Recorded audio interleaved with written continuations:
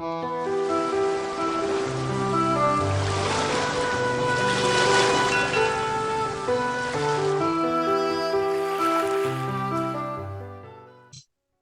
da gusto participar en este tributo a la memoria de Alex Raga, porque por un lado tenemos todos una gran tristeza por su pérdida física, pero por el otro lado tenemos la satisfacción de ver cómo su trabajo, sus estudiantes, sus discípulos continúan trabajando en las ideas que él generó y toda su obra continúa muy viva. Alejandro era una persona que no solo era un extraordinario investigador con una gran facilidad para investigar y reportar los resultados, sino que también era una persona muy preocupada por el bienestar de los otros seres humanos. Una anécdota que ejemplifica esta facilidad que tenía él para reportar resultados es que hace años estábamos en un congreso conversando al mediodía y en la noche me llega por correo electrónico un artículo ya perfectamente armado que se ve que Alex hizo en un par de horas. Tenía una gran facilidad para investigar y para publicar y hacerlo con excelencia.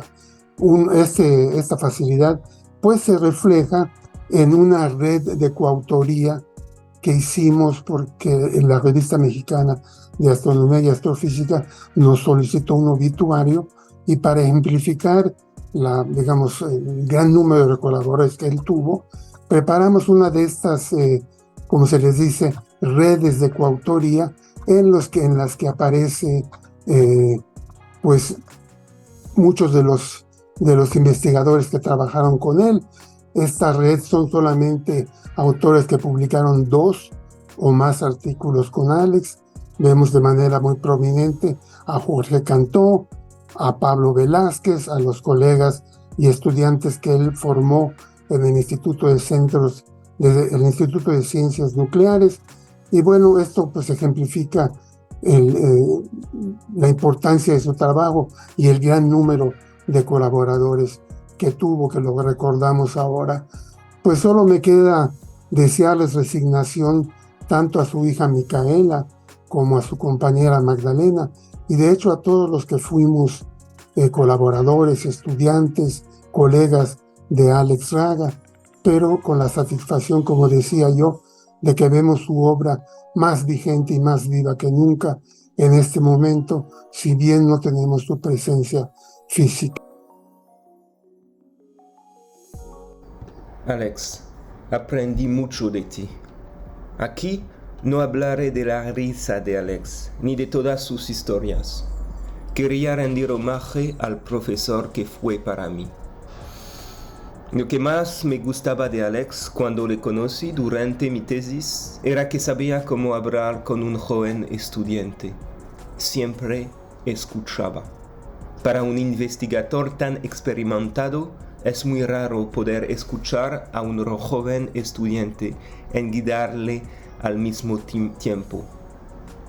Esto se debe sin duda a una de sus mayores cualidades, una cualidad muy sencilla, pero preciosa, la amabilidad. Pero amabilidad no significa que no fuera exigente. Sabía confiar en nosotros, pero al fin y al cabo sabía girarnos para lograr un resultado sólido. Quizás también porque seguía investigando por sus propios proyectos, escribiendo sus propios artículos en su barco o a la UNAM.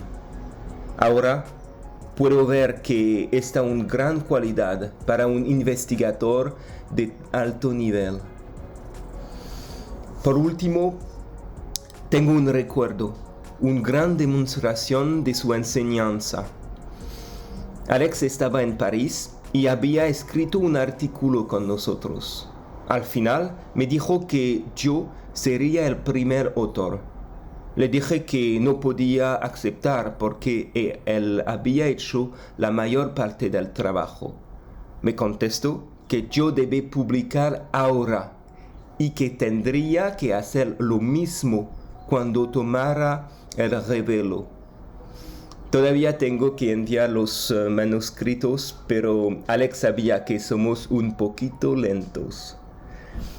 pero fue una gran lección para mí y en la que yo pienso cuando estoy con estudiantes. Alex, todas tus lecciones de vida las guardo conmigo y espero utilizarlas todos los días. Me ha dado un ejemplo maravilloso de lo que puede ser un investigador. Muchas gracias, Alex. Mi nombre es Guillem Anglada.